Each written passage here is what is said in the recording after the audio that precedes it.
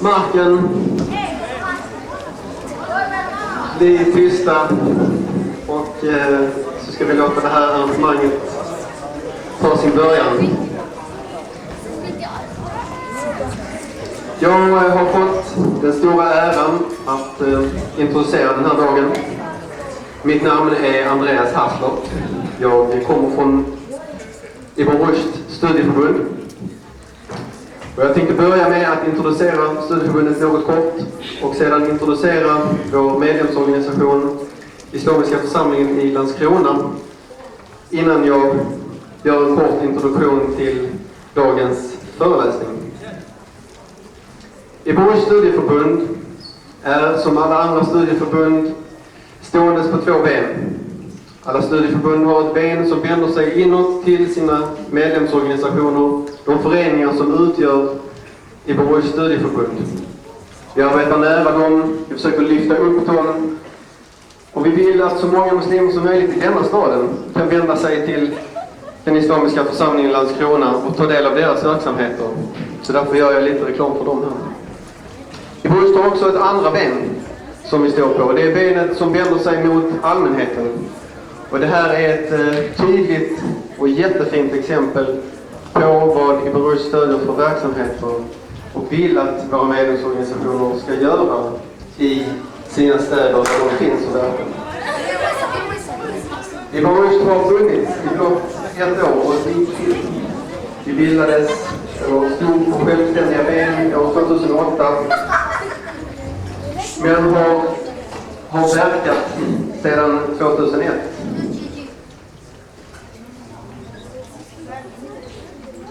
För att gå över då till den islamiska församlingen i Landskrona så är det en av de äldsta församlingarna i Sverige.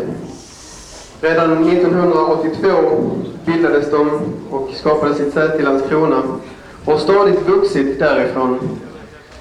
Ju fler och ju mer invandring har skett i Landskrona, ju större har också föreningen blivit såklart. Och de jobbar tydligt på många olika sätt genom Iberust i att vara en del av det svenska samhället. För det är en viktig sak för de som uppfattar sig som muslimer att vara en del av samhället. Att få lov att bidra till samhället är mycket viktigt. Och stärker en som person och organisation. Och som folk, som troende i ett land. De organiserar flera olika åldersgrupper men vänder sig framför allt till de unga.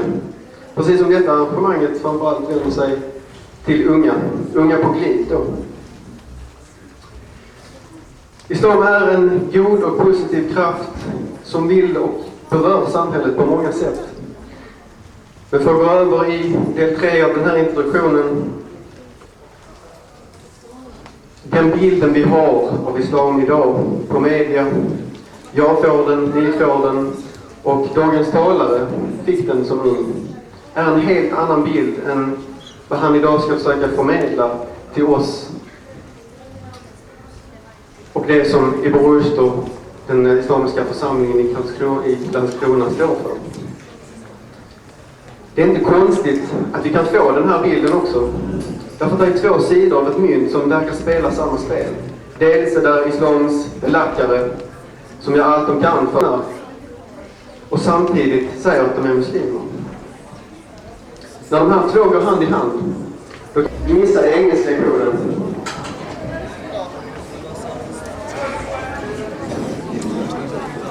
Okej.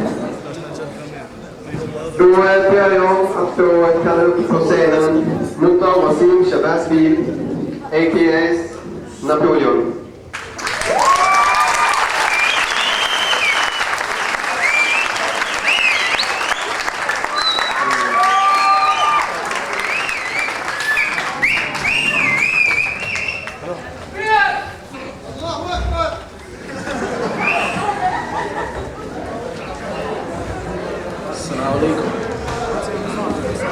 How you guys doing?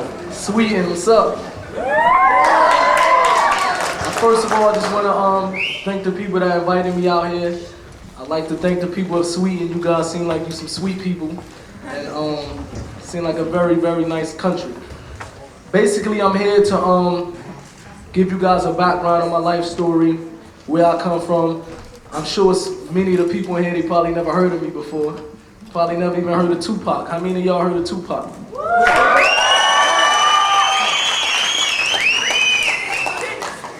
Basically, I was born in Newark, New Jersey, to an African-American father, a Puerto Rican and Cuban mother.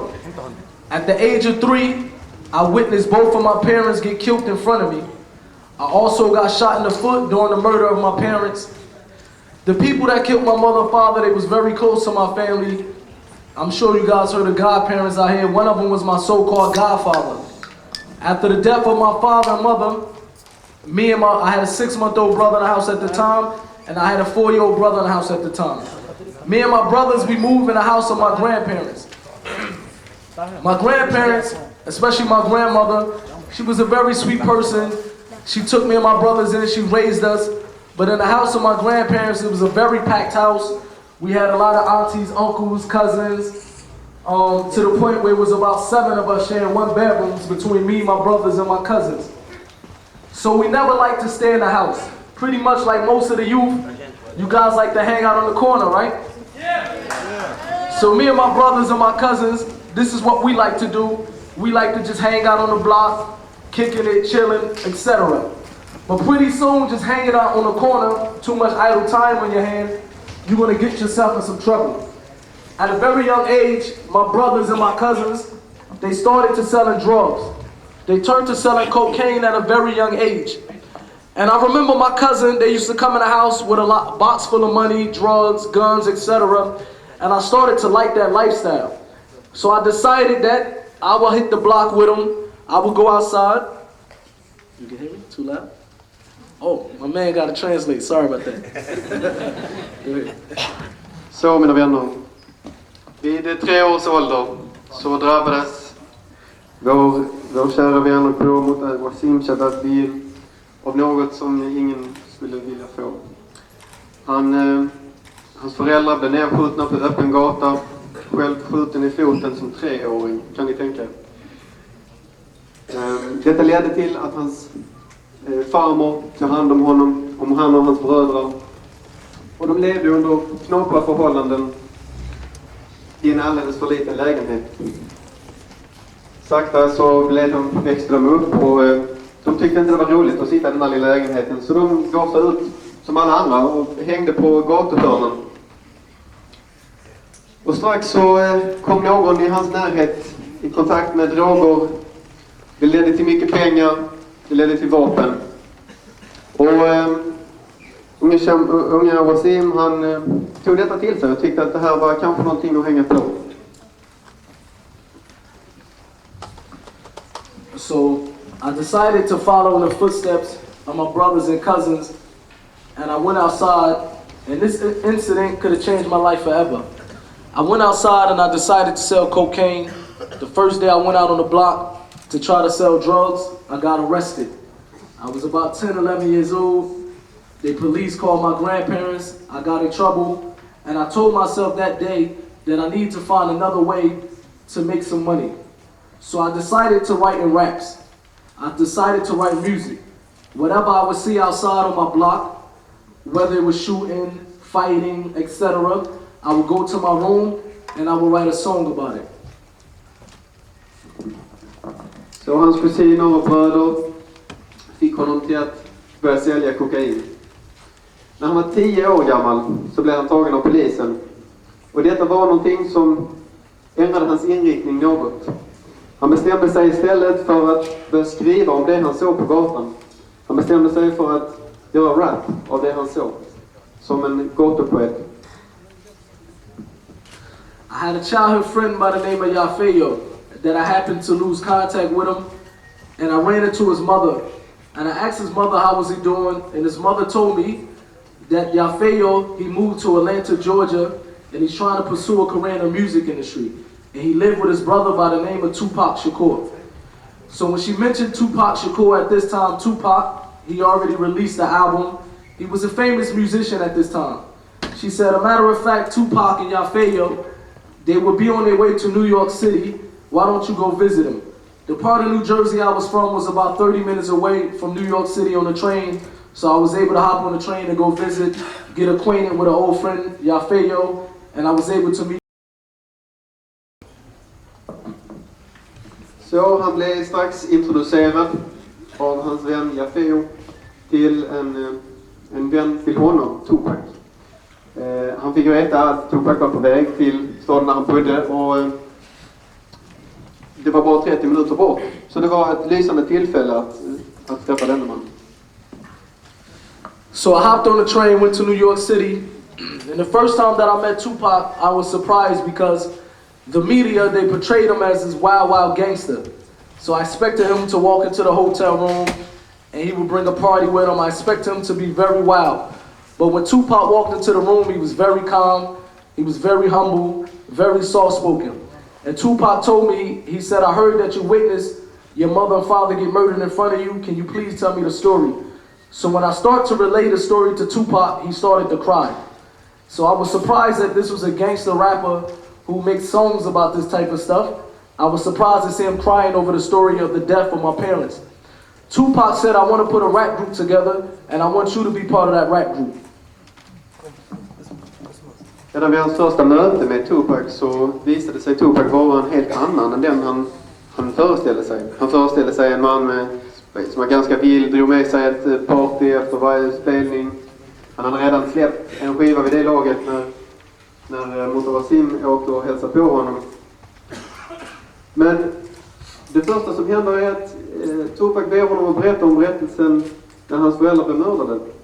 Han gör det och det visar sig att Tupac blir väldigt tagen av detta och gråter. Plötsligt ändras hans bild såklart över kan detta vara en gangsterrappare. So a few months later, I moved to Atlanta, Georgia, to the house of Tupac. And one day we happened to be sitting in the living room, myself, Tupac, Yafeo, and a couple more of the homies. And Tupac said, I want to put this rap group together, but I want to be different than all the other rap groups. At this time, most of the rappers was changing their names to so-called Italian mob figures. People, for example, from the Wu-Tang Clan, they were changing their name to Scarface, Al Capone. Most of the people want to be Italian mafias. Tupac said, I want you guys to be different than all the other rappers. I want you guys to have names of so-called enemies of the West or so-called tyrants. So for example, Yafeo, Tupac gave him the name after the Libyan president, Muammar Gaddafi. Another member of the Outlaws, Fatal, Tupac gave him the name Hussein after the Iraqi president, Saddam Hussein. Another member of the Outlaws, Idi Amin, Tupac named Malcolm Idi Amin after the Ugandan president, Idi Amin. Another member was named Castro after the Cuban president, Fidel Castro. Tupac changed his name to Machiavelli. And when I was young, I had a very, very bad temper. My black side of the family, they always blamed it on my Spanish blood. They always say, you crazy person, you just like your mother. You and your brothers has a very bad temper. You get it from your Cuban, Puerto Rican side, etc. So when I met Tupac, he had an inside joke. He said the reason why I had this temper and the reason why I had this, as if I had like something was wrong with me all the time, or I had a chip on my shoulder, he said it's because of my height. He said I had the short man complex. In other words, it's called the Napoleonic complex, named after the French Emperor Napoleon Bonaparte, so that's how I got the name Napoleon. Så vid den här tiden bestämde sig Tupac för att sätta ihop en rapgrupp och han ville att Mutah skulle vara en del av den. Det här var också en tid då rapgrupperna uppkallade sig efter olika italienska maffiagrupper. Men Tupac hade en idé om att han ville att denna gruppen skulle vara annorlunda. De skulle ha andra namn. Så han bestämde att de skulle ha namn efter olika tyranner eller västs fiender, som man kallar det. Så de olika medlemmarna i hans band kallade sig istället för namn som Hussein efter Saddam Hussein, eller Idi Amin efter diktatorn i Afrika, eller Castro, eller Machiavelli. Han sa till Mutah att han hade ett väldigt temperament. Och han kopplade detta till hans längd, hans kroppsliga längd. och sa att ja, men du har nog den korta mannens komplex. Och därför så tog han en annan man som var väldigt kort. Och detta var Napoleon Bonaparte, som också var en diktator, eller som man ska uttrycka det. The first record that I ever performed on under this group that Tupac named the Outlaws, it was a record of Tupac called Me Against the World. It sold 3 million records worldwide. So for me, this was a huge accomplishment from one day trying to be a drug dealer to now to be on a record that sold 3 million records worldwide. A few months after that, Tupac had to go to New York City because he had a court case. And one day he happened to walk into an elevator and 2 gunmen followed him in the elevator. They pulled out pistols. They shot him up 5 times. He got shot twice in the head, 3 times in the body. And these people took $40,000 worth of jewelry from Tupac. Tupac, at this time, he survived the shooting. Most of the people thought it was a robbery, but it was a hit out on Tupac's life. Tupac was friends with a so-called gangster from New York City. They had a falling out, and this gangster decided to put a hit out on Tupac's life. And this was the time he was walking into a recording studio. And there was other rappers in that recording studio, such as Biggie Smalls, Puff Daddy, etc. And this ended up being why Tupac thought that these rappers tried to set him up or had something to do with the shooting.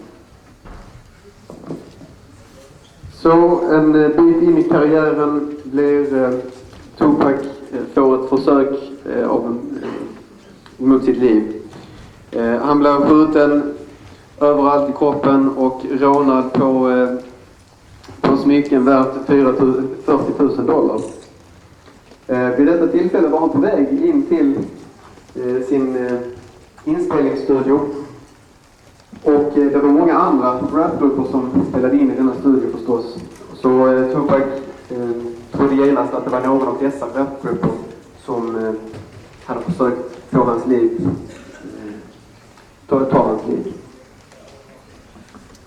So after the shooting of Tupac, he got released from the hospital, but around the same time he got arrested. Tupac spent a year and a half in prison, and he got approached by a guy by the name of Suge Knight. How many of you guys heard of Suge Knight? Well, Suge Knight at this time, he was the CEO of the president of a record company called Death Row Records. How many of you guys heard of Death Row Records? Well, Death Row Records was Suge Knight. He was a guy from Compton, California. How many of you guys heard of Compton? Compton, California, you guys don't know nothing, huh? Compton, California, at this time, it was very influenced by gang violence. It was 2 known gangs in Compton, California. One was called the Bloods, one was called the Crips. Suge Knight was from a neighborhood of Bloods.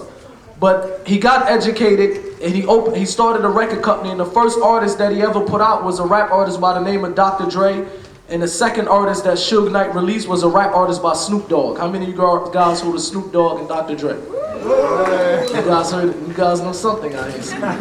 So Suge Knight was responsible for putting these rap artists out. Så när